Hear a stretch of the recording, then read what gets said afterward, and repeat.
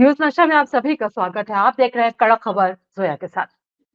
महाराष्ट्र में क्या बीजेपी की मुश्किलें बढ़ती चली जाएंगी? मराठा आरक्षण आंदोलन दरअसल उग्र रूप लेता चला जा रहा है। महाराष्ट्र के मंत्री हसन मुश्रीफ के काफिले पर भी बुधवार को अज्ञात लोगों ने हमला किया, उनकी गाड़ी को तोड़-फोड़ दिया, लेकिन ये है कि वो उस वक्त गाड़ी में मौजूद नहीं थे।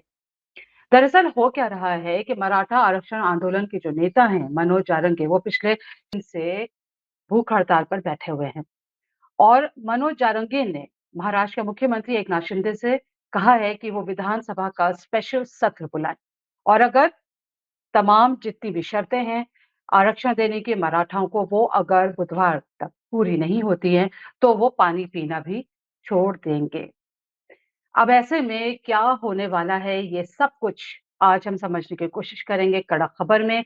लेकिन उससे पहले आपको बता दें कि हिंदुस्तान की जो वेबसाइट है उस पर एक खबर छपी है जिसमें कि ये बताया गया कि मंगलवार को एक कैबिनेट की मीटिंग बुलाई गई जिसमें कि जस्टिस शिंदे की जो रिपोर्ट है वो मान ली गई, जस्टिस शिंदे कमेटी की रिपोर्ट। और इस रिपोर्ट में 13,498 दस्तावेज ऐसे मिले हैं जो कि निजाम के दौर में मराठाओं को कुणबी जाति में शामिल करने की पुष्टि करते हैं।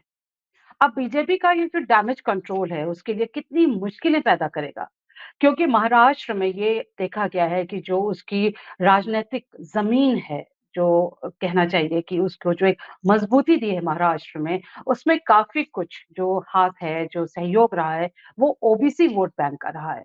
तो ऐसे में डैमेज कंट्रोल क्या आत्मघाती साबित होगा बीजेपी के लिए, ये जरूर देखने वाली बात होगी। और ये सब कुछ जानेंगे, हमारे साथ मौजूद हैं वरिष्ठ पत्रकार जितेंद्र दीक्षित जी। जितेंद्र जी, आपका बहुत-बहुत स्वागत है।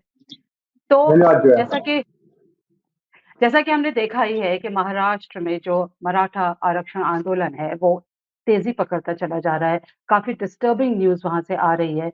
सीएम ने सर्वदलीय बैठक भी बुलाई है। विपक्ष की तरफ से जो है वो शरद पवार उसमें शामिल हो रहे हैं। उद्धव ठाकरे को नहीं बुलाया गया है और एनसीपी के जो अजीत पवार हैं, डिप्टी सीएम, उनको डेंगू हो गया है तो वो भी उसमें शामिल नहीं होंगे। तो सर्वदलीय बैठक जो बुलाई गई है, इसमें क्या कुछ होने वाला है? अगर आप इस पर कुछ बता सकें।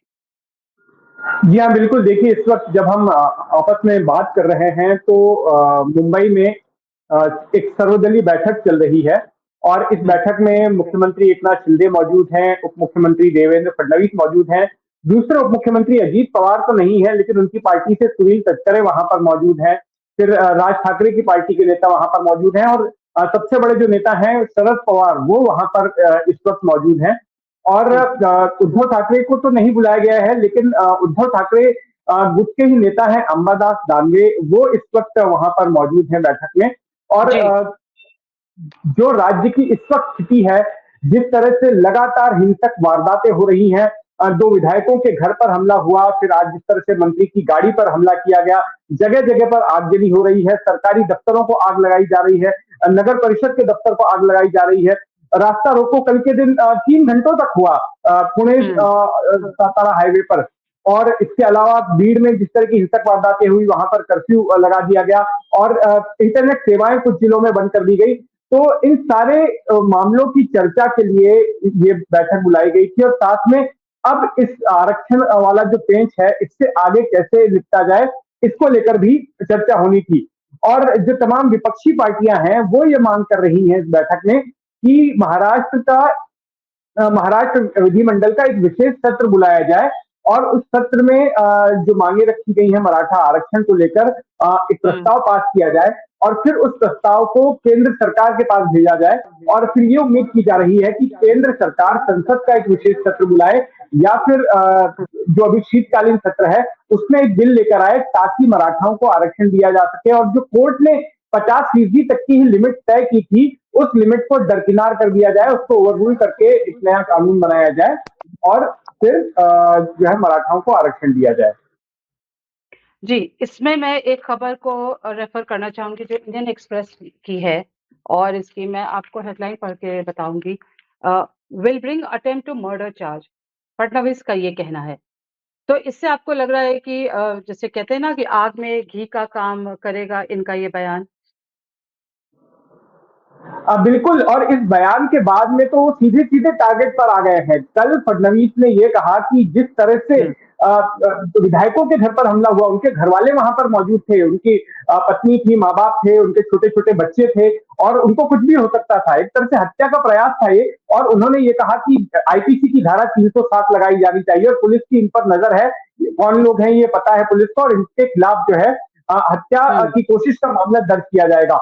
और इसके बाद में वो सीधे-सीधे आंदोलनकारियों के टारगेट पर आ गए।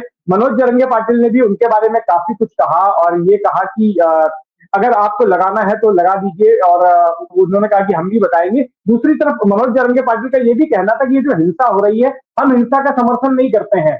मैंने कभी हिंसा करने को नहीं कहा, लेकिन जो लोग हिंसा कर रहे हैं वो हो सकता है कि सत्ताधारी पार्टी के हाँ, ही लोग हों, पार्टी के लोग हिंसा जी, कर रहे हों। तो इस तरह का आरोप हुँ, भी मनोज जरंगे पाटिल की ओर से लगाया गया। अच्छा, यहाँ पर जो है गौर करने वाली बात यह है कि पुलिस नरम क्यों है आखिर? पुलिस अगर हुँ, चाहती तो इतनी हिंसा नहीं होती, लेकिन पुलिस फूंक-फूंक के अपने कदम रख रही है। पुलिस फूंक-फूंक के अपने कदम क्यों रख रही है? क्योंकि सितंबर में जो है एक बार मामला बिगड़ चुका है।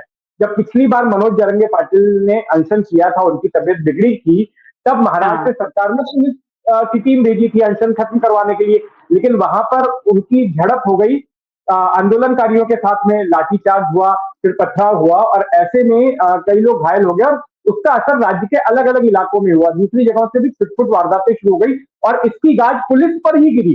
सरकार ने कुछ आला पुलिस अधिकारियों को ही जो है उनको ही सस्पेंड कर दिया, उसका तबादला कर दिया। तो फिर हुँ, जब ये सारा कुछ एक बार हो गया तो दूध का जला छाछ भी फूँक-फूँक कर पीता है। तो वही मामला हो रहा है कि पुलिस वो सख्ती नहीं बरतती नजर आ रही जैसा कि आमतौर पर ऐसे मामलों में होना चाहिए, कि अगर कोई लॉ एंड ऑर्डर को चैलेंज कर रहा है, लॉ एंड ऑर्डर बिगाड़ने की कोशिश कर रहा है, दंगा कर रहा है, सार्वजनिक संपत्ति को नुकसान कर रहा है, एसटी बसों में तोड़-फोड़ कर रहा है, विधायकों के घर पे हमला कर रहा है, तो फिर सख्त कार्रवाई होनी चाहिए। लेकिन वैसा हुँ, कुछ भी पुलिस, आप देखिए, कहीं पे भी डंडे चलाते नजर नहीं आ रही है। पुलिस कहीं पर भी टीयर गैस के गोले चलाते नजर नहीं आ रही है। वो इसीलिए क्योंकि मामला बेहद राजनीतिक है और पिछली बार का जो अनुभव था उसको देखते हुए इस बार पुलिस फूंक-फूंक कर अपने कदम रख रही है। लेकिन कल फडणवीस ने ये कहा कि अब पानी नाक के ऊपर जा रहा है। ऐसे उनके बयान से यही लगा कि अब पुलिस की नाक के ऊपर से पानी जा रहा है और जो दबाव भी विपक्षी पार्टियों की तरफ से बन रहा है, तो उसको देखकर अब लगता है कि अगर ये हिंसा इसी तरह से जारी रहेगी तो पुलिस को सख्ती बरतनी ही होगी, नहीं तो लॉ एंड ऑर्डर पूरी तरह से महाराष्ट्र में कोलैप्स हो जाएगा। अच्छा, अभी आपने कहा कि मामला पूरी तरह से राजनैतिक हो चला है और इसमें वही बयान मैं आपको बताना चाहूँगी उद्धव ठाकरे की तरफ से आया है कि कॉल पार्लियामेंट सेशन। तो उद्धव ठाकरे का रोल कैसा इस पूरे मामले में फ़िलहाल है? क्योंकि एकनाथ शिंदे ने कहा कि इसके लिए जो मराठा आरक्षण का मामला जो पूरी तरह से उठा है, इसमें काफ़ी हद तक उद्धव ठाकरे भी ज़िम्मेदार हैं। और अब उद्धव ठाकरे कह रहे हैं कि पार्लियामेंट सेशन बुलाया जाए। देखिए क्या हुआ है कि जब ये इनके गले में मामला फंस गया शिंदे सरकार के, तो हाँ। इन्होंने पूरा ठीकरा जो है पिछली सरकार पर जो है फोड़ दिया, उद्धव ठाकरे की हुँ, सरकार पे। क्या हुआ कि 2018 में जब फडणवीस मुख्यमंत्री थे, तब फडणवीस ने आरक्षण का ऐलान कर दिया था। आनंद-फानंद में ठीक है। उन्होंने कहा था कि ठीक है, हम आरक्षण दे देते हैं, हाँ। ऐलान कर दिया। लेकिन हुआ ये कि उसको अदालत में चैलेंज कर दिया गया। फडणवीस को ऐसा इसलिए करना पड़ा था क्योंकि 2019 में चुनाव था और मराठाओं को कोई नाराज नहीं कर सकता महाराष्ट्र में, अगर आपको सत्ता में चुनकर आना है तो। तो ऐसे हुँ, में फडणवीस की ओर से जो है आरक्षण का ऐलान कर दिया गया, लेकिन वो आरक्षण जब कोर्ट में चैलेंज हुआ तो टिक नहीं पाया और जब कोर्ट ने जिस वक्त अपना फैसला सुनाया उस वक्त तक उद्धव ठाकरे मुख्यमंत्री बन गए थे, फडणवीस हट चुके थे। तो अब जी। जब बीजेपी की सरकार वापस से आई है, तो वो ये आरोप लगा रही है कि देखिए, हमने तो आरक्षण दे दिया था, लेकिन ये ठाकरे सरकार ही थी जो कोर्ट में आरक्षण को बचा नहीं पाई। इन्होंने ही हाँ। जो है इस तरह की दलीलें नहीं पेश की और इस तरह से अपना केस मजबूती से नहीं रखा, इसके लिए कोर्ट ने जो है आरक्षण को खारिज कर दिया है। तो इस तरह का बिल अभी हुँ, उन्होंने पूरा ठाकरे सरकार पर ही फाड़ दिया। तो वही ठाकरे की ये दलील है कि देखिए, आपने जो तर्क रखे थे आरक्षण देते वक्त, हमने भी वही तर्क रखे, हमने उन्हीं वकीलों का इस्तेमाल किया, तो हम इसके लिए जिम्मेदार कैसे हो गए? तो फैसला तो अदालत का है। अब उद्धव ठाकरे ये मांग कर रहे हैं कि इस मामले का तोड़ केंद्र सरकार निकाल सकती है। केंद्र सरकार हुँ, कैसे निकाल सकती है? केंद्र सरकार संसद में विधेयक लाकर निकाल सकती है, क्योंकि देखिए हाल ही में हमने कई मामले ऐसे देखे जहां पर अगर कोई फैसला केंद्र सरकार को पसंद नहीं आता है, उसके खिलाफ जाता है अदालत का, तो केंद्र सरकार जो है लेजिस्लेशन का रास्ता अपनाती है, कानून बना देती है, कहते हुए कि हमें तो कानून बनाने का अधिकार है संसद को, संसद के रास्ते हम्म, से फिर उसको ओवररूल कर दिया जाता है। तो इस मामले में भी चूंकि कोर्ट ने ही ये नियम बनाया था कि 50% के ऊपर का आरक्षण नहीं दिया जा सकता, तो उस 50% की लिमिट को आगे बढ़ाने के लिए अब उद्धव ठाकरे का ये कहना है कि संसद का रास्ता अख्तियार करे सरकार, संसद में बिल हम्म। लेकर आए और फिर मराठाओं को आरक्षण दे। ये बताइए जितेन कि कितना मुश्किल होने वाला है बीजेपी सरकार के लिए, ये राहें कितनी मुश्किल हैं? क्योंकि कुणबी जाति में मराठाओं को शामिल करना एक तरह से चैलेंज देना है ओबीसी वोट बैंक को भी। देखिए ये एक चक्रव्यूह में फंस गई है सरकार इस वक्त, और चक्रव्यूह में भी फंसी है, और दूसरी तरफ स्थिति ऐसी कि एक तरफ कुआं तो दूसरी तरफ खाई है। अगर ये हम्म। मराठाओं को ओबीसी के तहत आरक्षण देने का ऐलान कर देते हैं मराठाओं को शांत करने के लिए, तो ओबीसी नाराज हो रहे हैं, अभी से ही उनकी नाराजगी के सुर सुनाई पड़ने लग गए हैं, जगह जगह पर उन्होंने बिल्कुल। अभी हाल ही में प्रदर्शन भी किए थे। और ना हाँ। केवल तमाम ओबीसी के संगठन, बल्कि जो सत्ताधारी पार्टी के नेता हैं, सरकार में शामिल नेता, वो भी विरोध कर रहे हैं। जैसे छगन भुजबल हैं, ओबीसी के बड़े नेता हैं, मंत्री हैं इस सरकार में, वो भी कह रहे हैं कि अगर मराठाओं को आरक्षण देना है तो दो, लेकिन ओबीसी के कोटे में कटौती नहीं होनी चाहिए। पंकजा मुंडे हाँ। जो कि बीजेपी के नेता है, सत्ताधारी पार्टी के नेता है, उनका भी वोट बैंक ओबीसी का ही है, तो वो भी कह रही है कि ओबीसी के जो हिस्से की कटौती नहीं होनी चाहिए ओबीसी कोटे की, अगर आप मराठाओं को आरक्षण दे रहे हैं तो दूसरे तरीके से दीजिए, लेकिन ओबीसी के साथ में कॉम्प्रोमाइज नहीं होगा। तो अगर मराठाओं को खुश करते हैं तो ओबीसी नाराज, और अगर ओबीसी की नाराजगी की परवाह करते हैं तो फिर मराठाओं को आरक्षण नहीं दे पाएंगे, क्योंकि 50% की लिमिट लगी हुई है। तो हम्म। सरकार बुरी तरह से फंस चुकी है। जितेन, आपसे महाराष्ट्र की जो राजनीति इस वक्त उथल पुथल में है, मची हुई है वहां पे, वो समझने की जरूर कोशिश करेंगे कि किस पार्टी को इसका फायदा पहुंचने वाला है और किसको नुकसान। क्योंकि ऐसा खबरों में है कि इस पूरे जिसे कहते हैं मराठा समुदाय और ओबीसी समुदाय के बीच जो मतभेद है, वो स्थानीय स्तर पर कहीं ना कहीं छोटी पार्टियों के गठन को जो है वो विद्रोह को बढ़ावा देगा, और जिससे कि खतरा है कि वोट जो है वो बढ़ जाए। देखिए ये डिपेंड करता है इस बात पर कि किस तरह से इस पूरे आंदोलन को हैंडल किया जाता है सरकार की तरफ से। हम्म। यहाँ पर बॉटम लाइन में आपको बता देता हूँ, ओबीसी करीब 15% है और मराठा करीब 33% है। तो यहाँ हाँ। पर जरूरी हो जाता है कि आप मराठाओं को नाराज मत कीजिए, क्योंकि उनका वोट ज्यादा, खास करके मैं आपको बताऊं जो है कि जो मराठवाड़ा इलाका है जहां से ज्यादातर मराठा आते हैं, उस मराठवाड़ा हाँ। इलाके में 10 से 12 लोकसभा की सीटें हैं, और यहीं पर मराठा वोटों का ज्यादा कंसंट्रेशन है। और अगर बस। इन हम्म। इन ठिकानों पर अगर मराठा नाराज हो गए, मराठा वोटर, तो फिर बीजेपी के लिए महाराष्ट्र में काफी दिक्कत हो जाएगी। जिस हम्म। मजबूती से ये पिछली बार सत्ता में आए थे केंद्र की, वैसा इस बार मामला गड़बड़ हो जाएगा। 48 में से पिछली बार इनके गठबंधन को 41 सीटें मिली थी, लेकिन अगर मराठा नाराज होते हैं तो फिर ये बेहद नाजुक स्थिति होगी बीजेपी के लिए। और दूसरी तरफ इस आंदोलन को भुनाने की विपक्षी पार्टियां पूरी तरह से कोशिश कर रही हैं। उद्धव ठाकरे की पार्टी कोशिश कर रही है, शरद पवार अपना गेम वहां पर खेल रहे हैं, और कांग्रेस भी इस बहती गंगा में हाथ धो रही है। तो जो है जितिन ये बताइए कि जी, एक तरफ जो है लगातार वो रेजिग्नेशन चल रहे हैं, है ना? सांसद हेमंत पाटिल ने रिजाइन कर दिया, इसके बाद फिर आप देखिए बीट की गेवराई सीट से बीजेपी विधायक हैं लक्ष्मण पवार, उन्होंने इस्तीफा दे दिया। अब जो पूर्व सीएम है उद्धव ठाकरे, वो ये बोल रहे हैं कि जो पूरे 48 सांसद हैं उनको इस्तीफा देने का साहस दिखाना चाहिए। तो मतलब ये राजनीति क्या कह रही है? देखिए ये जो इस्तीफे दिए जा रहे हैं, ये सिर्फ ना प्रतीकात्मक या सांकेतिक मैं उनको कहूंगा, क्योंकि जो इस्तीफा दिया जाता है विधायकी से या फिर सांसद के पद से, तो उसकी एक प्रक्रिया होती है, उसका एक फॉर्मेट होता है, उसका एक तरीका होता है। तो ये फॉर्मेट वगैरह फॉलो नहीं किया जा रहा है। तो मेरा ये मानना है कि ये जो सारा कुछ हो रहा है, ये तो सिर्फ मराठाओं को खुश करने के लिए या उनके प्रति सहानुभूति जताने के लिए, उनके प्रति सॉलिडेरिटी दिखाने के लिए, ये सिर्फ एक प्रतीकात्मक तौर पर ये इस्तीफे लिखे जा रहे हैं और दिए जा रहे हैं। दरअसल ये हम्म। अगर वाकई में ये इस्तीफे इस्तीफे मान्य होंगे या नहीं होंगे, ये अपने आप में बड़ा सवाल है। और वैसे भी अगर कोई सांसद पद से, दो सांसदों ने इस्तीफा दिया है, हेमंत पाटिल और हेमंत गोडसे ने, तो उनका कुछ अभी नुकसान भी एक तरह से देखा जाए, अगर वो मान भी लेते हैं कि इस्तीफा दे दिया जाए, क्योंकि 4-5 महीनों में तो चुनाव का ऐलान हो रहा है।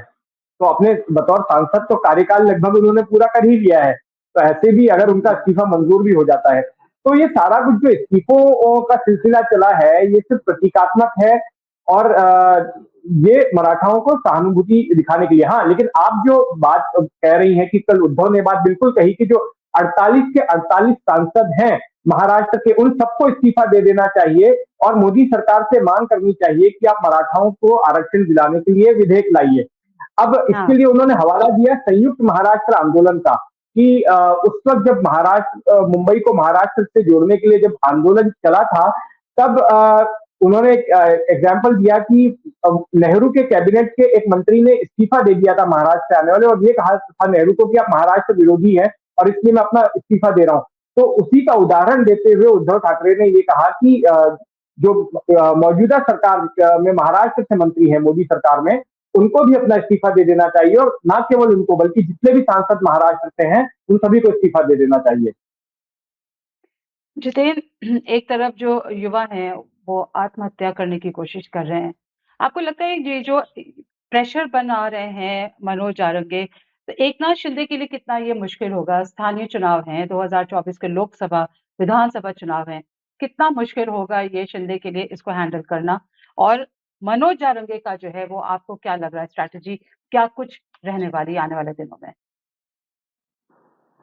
देखिए, आपके इस सवाल का जवाब जो है ना पुख्ता तौर पे अभी नहीं दिया जा सकता, क्योंकि अगले 24 घंटे जो हैं काफी क्रूशियल हैं। हुँ।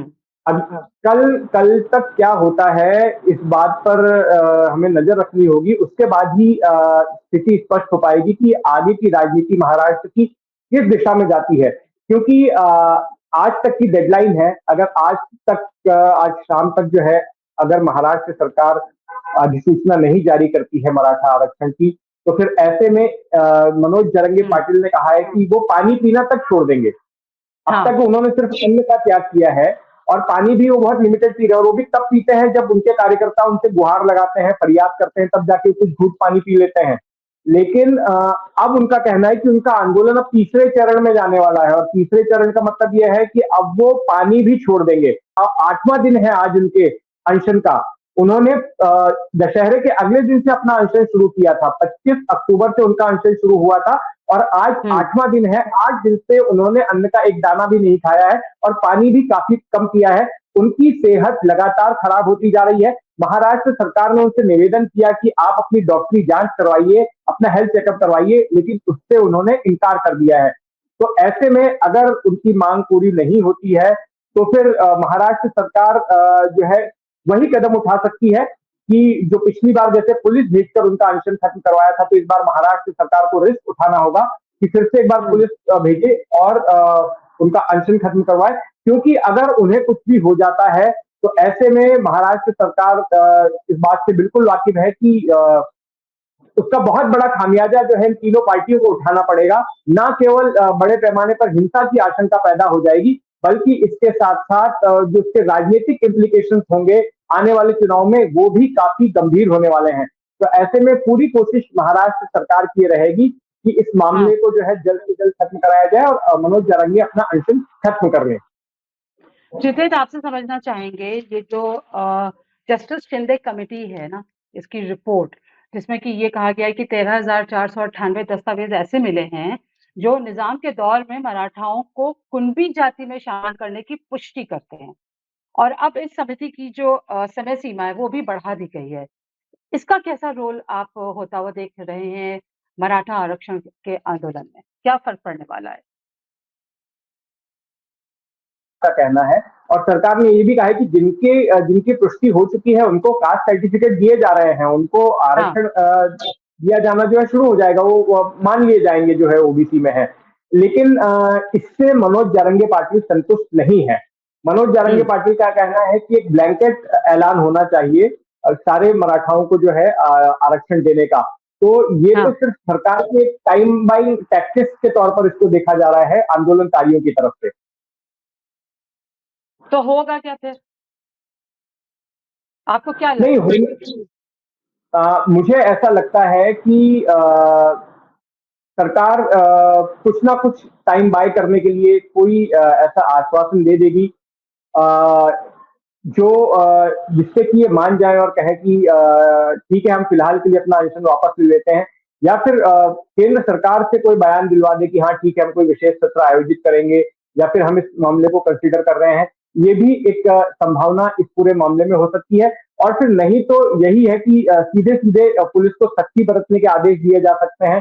फिर आखिरी तरीका सरकार के सामने यही होगा कि इस आंदोलन को ताकत के माध्यम से खत्म कराया जाए। ठीक है जितेंद्र, देखिए आम आदमी जो है वो यही ज़रूर जानना चाह रहा है कि आंदोलन क्या दिशा ले सकता है। तबीयत अगर बिगड़ती है मनोज आरंगे की, जैसा कि उन्होंने बोला है कि वो पानी पीना भी छोड़ देंगे, तो उन हालातों, उस सिचुएशन में सरकार के लिए ज़ाहिर है मुश्किल होगा इस पर काबू पाना, आंदोलन को कंट्रोल करना। जी हाँ, बिल्कुल। वैसी स्थिति में ये बेहद मुश्किल हो जाएगा, क्योंकि अगर मनोज जरंगे पाटिल को कुछ भी हो जाता है, तो ऐसे में फिर आंदोलन, अभी से ही हम देख रहे हैं कि कई इलाकों में हिंसा हो रही है, भीड़ में कर्फ्यू लगाया गया है, और नेताओं का घर से बाहर निकलना तक मुश्किल हो गया है। उनका मूवमेंट भी, संजय हाँ, राउत ने अपना दौरा एक जगह पे कैंसिल कर दिया। रोहित पवार, जो कि शरद पवार के पोते हैं, वो एक राजनीतिक यात्रा पर निकले हुए थे महाराष्ट्र की, उनको बीच में ही अपनी यात्रा खत्म कर देनी पड़ी। और जहां हुँ। जहां पर भी ये पॉलिटिशियन कार्यक्रम के लिए जा रहे हैं, मराठा कार्यकर्ता वहां पहुंचकर उनका विरोध कर रहे हैं, उनका घेराव कर रहे हैं, उनको काले झंडे दिखा रहे हैं। तो ऐसे में राजनेताओं के लिए मूवमेंट कर पाना ही काफी अभी मुश्किल हो रहा बिल्कुल। है। और अगर हाँ, ऐसे और में ये देखें मामला, तो कर्नाटक और महाराष्ट्र के बीच में जो बस सेवा है, उस पर भी इसका असर पड़ रहा है। कर्नाटक ने रोक दिया है क्योंकि बस की तोड़-फोड़ की जा रही है। जी हाँ, बिल्कुल। और अब तक बताते हैं कि 2 से 3 करोड़ रुपए का नुकसान महाराष्ट्र स्टेट ट्रांसपोर्ट निगम को हो चुका है। जब से ये आंदोलन शुरू हुआ है, बीते 8 दिनों में कई सारी एसटी बसेस को नुकसान पहुंचाया गया है, सार्वजनिक संपत्तियों को नुकसान पहुंचाया गया है, सरकारी वाहनों को नुकसान पहुंचाया गया है। तो इसी के मद्देनजर एहतियातन जो इर्द-गिर्द के राज्य हैं, जहां पर जो इंटर स्टेट बस सेवाएं चलती हैं, उनको उनकी आवाजाही को रोक लगा दी गई है। चलिए, काफ़ी चुनौतीपूर्ण है पूरा ये मामला। किस तरह से मराठा आरक्षण आंदोलन जो है उसको शिंदे सरकार किस तरह से इस चुनौती को एक्सेप्ट करती है, क्या कोई सॉल्यूशन निकल कर आता है, ये देखना होगा, इस पर नज़र हमारी बनी रहेगी। फिलहाल आपने इतना कीमती वक़्त हमें दिया, इसके लिए बहुत-बहुत शुक्रिया जितेंद्र। धन्यवाद जय। तो कड़क खबर में फिलहाल इतना ही। न्यूज़ नशा से जुड़ने के लिए आपका बहुत-बहुत शुक्रिया। और आप हमसे जुड़े रहने के लिए सब्सक्राइब करें YouTube पर, फॉलो करें ट्विटर पर और लाइक करें Facebook पर। और ज्यादा जानकारी के लिए आपको टाइप करना होगा सिर्फ न्यूज़ नशा।